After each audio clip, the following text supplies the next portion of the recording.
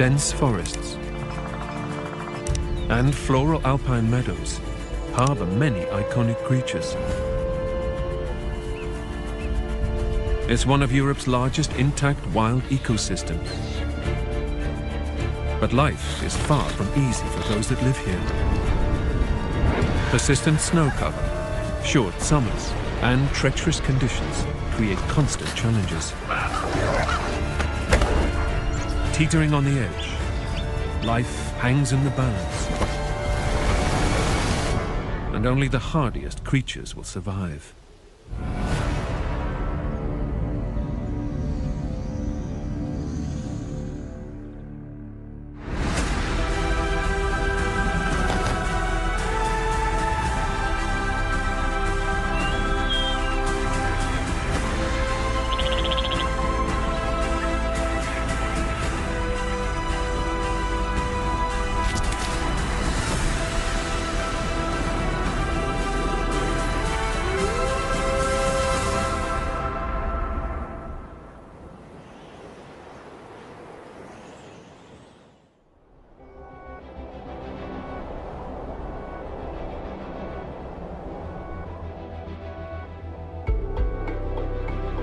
The Alps are situated in Central Europe, arcing 1,200 kilometers across 8 countries, from France to Austria.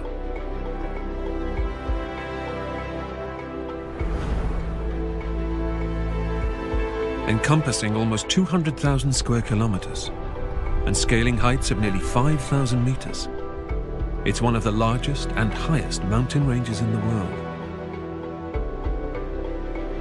Over 100 peaks exceed 4,000 meters. The Alps remain one of the largest unspoiled natural areas in Central Europe. Contrasting seasons and varying altitudes dictate life and where it thrives. Yet they're still home to over 30,000 animal species and 13,000 plants, making them one of the richest biodiversity hotspots on the continent.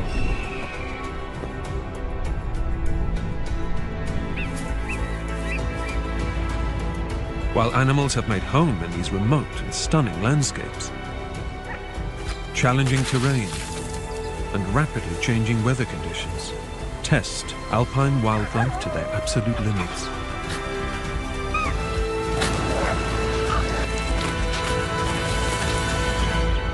And those that have dared to settle here have evolved a remarkable set of adaptations in order to survive.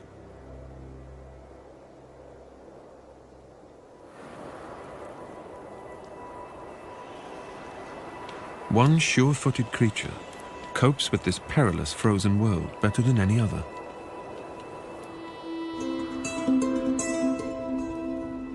Living on sheer rock faces above 1,800 meters, alpine ibex are perfectly adapted to the heady heights of the mountains.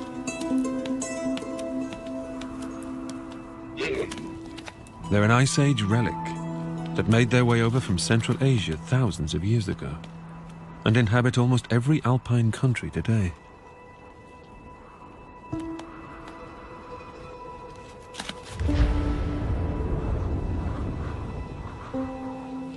Their hooves are their main tool of the trade when navigating these steep faces.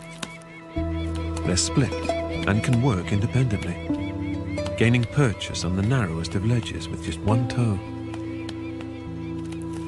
Their soft undersides cushion impact and provide traction, molding around the gnarled rock.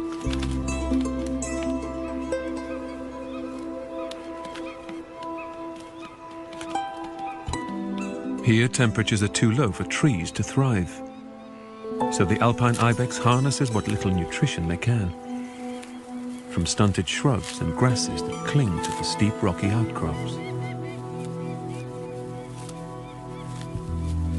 A decreased heart and metabolic rate ensures that this energy is expertly conserved during bitter times.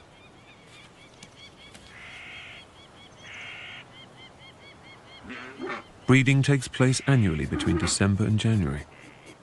And like many other species, dominance is required for a male to gain breeding rights. For the ibex, the only way to determine this is to fight.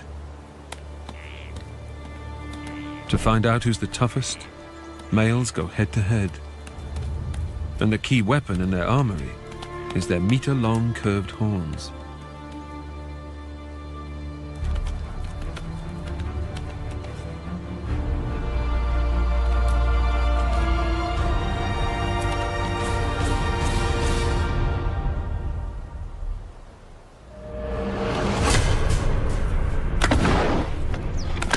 Males can stand over 1.5 meters high and can weigh over 100 kilograms, 15 of which are dedicated to the horns alone.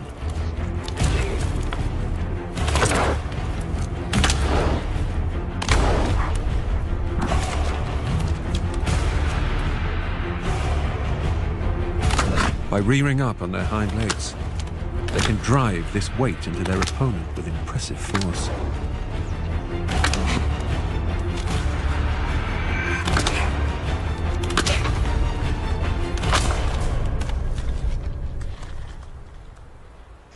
Realizing he's no match, the challenger accepts defeat, with only bruised pride for injury. But for him, all is not lost. For an animal that engages in such intense fights each year, male ibex have a remarkably high life expectancy. Survival dramatically drops after 8 years for some large herbivores, whereas alpine ibex can comfortably live to 13 before feeling the effects of old age.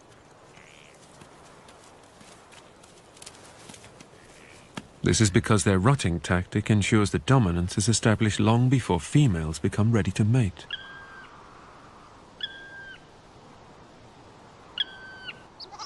So instead of wasting precious energy fighting for every female, the dominant male is instantly recognized among subordinates. And when the time comes, this victor can be left in peace to tend as many as 10 females until each is ready to mate.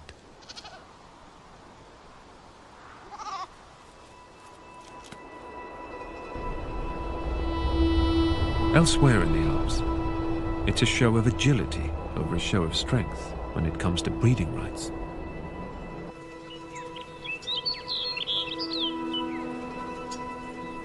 Like the ibex, male alpine chamois have joined herds of females. At 50 kilograms, and with horns a fifth of the size, they're slighter than their ibex heavyweight cousins.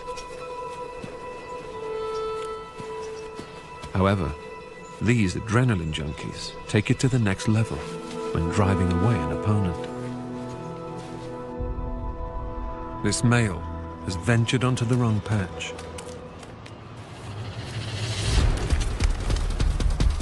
Chamois are exceptional athletes, able to leap 6 meters through the air, and can reach speeds of 50 kilometers an hour on any terrain.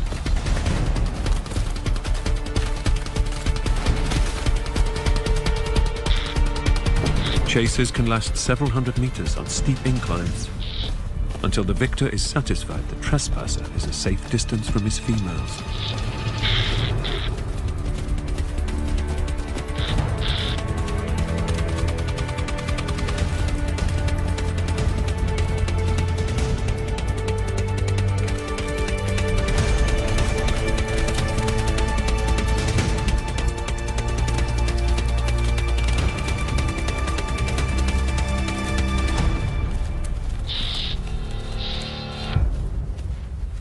Without the luxury of pre-established hierarchies like the ibex, he will defend his territory throughout the 2-month rut. It's a huge energy cost, but the chamois also has a solution. By spending 90% of his time resting between chases, he saves energy for when it matters most, so he too can enjoy a prolonged reproductive life in the mountains.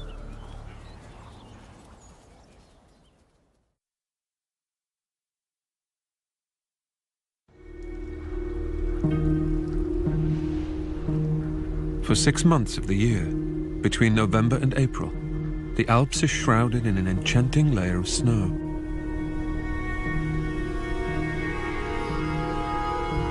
It's not uncommon for snow to accumulate to depths of well over 2 meters, enough to fully cover a man.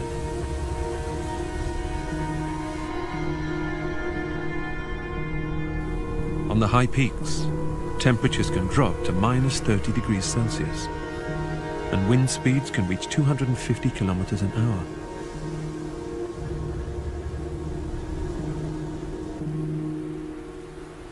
But for some alpine residents, these extreme conditions give them an advantage over others.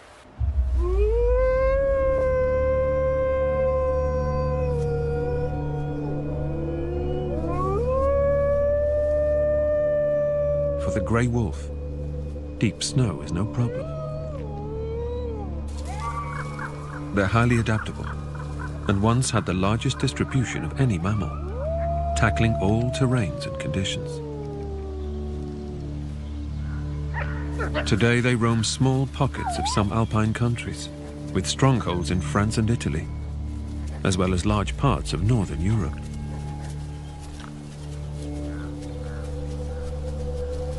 Unlike their more gregarious North American peers, alpine wolves live and hunt in smaller packs of up to 6, and can hold a territory covering 500 square kilometers.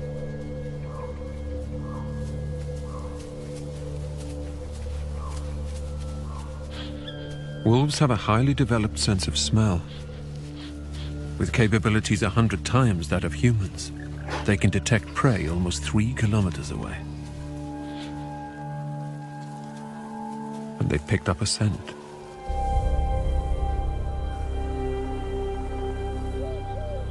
Roe deer roam forests throughout the Alps and live a more solitary existence than other species of deer in the region. Wolves will opportunistically follow any prey for several kilometers with impressive endurance. The secret to their success is in pack cooperation.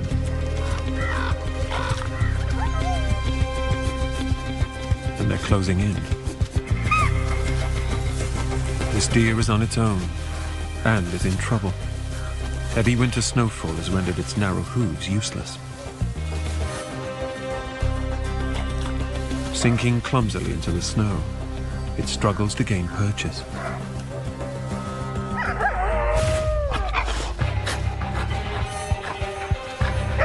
Now within sight and sprinting distance, the wolves launch their attack.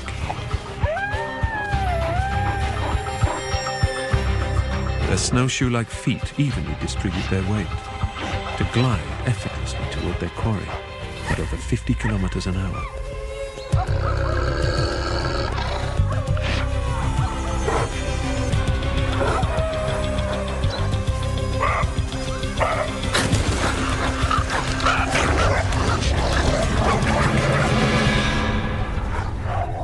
Their victims stood little chance. A strict hierarchy governs the pack, which also applies at meal times. Snarling and teeth-baring reinforces positions in the pack.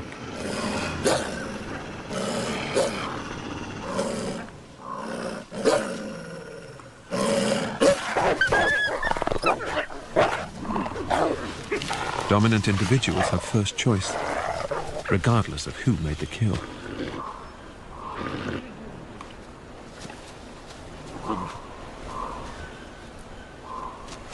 But in the end, all will get their fair share. Wolves need roughly 3 to 5 kilograms of meat each day.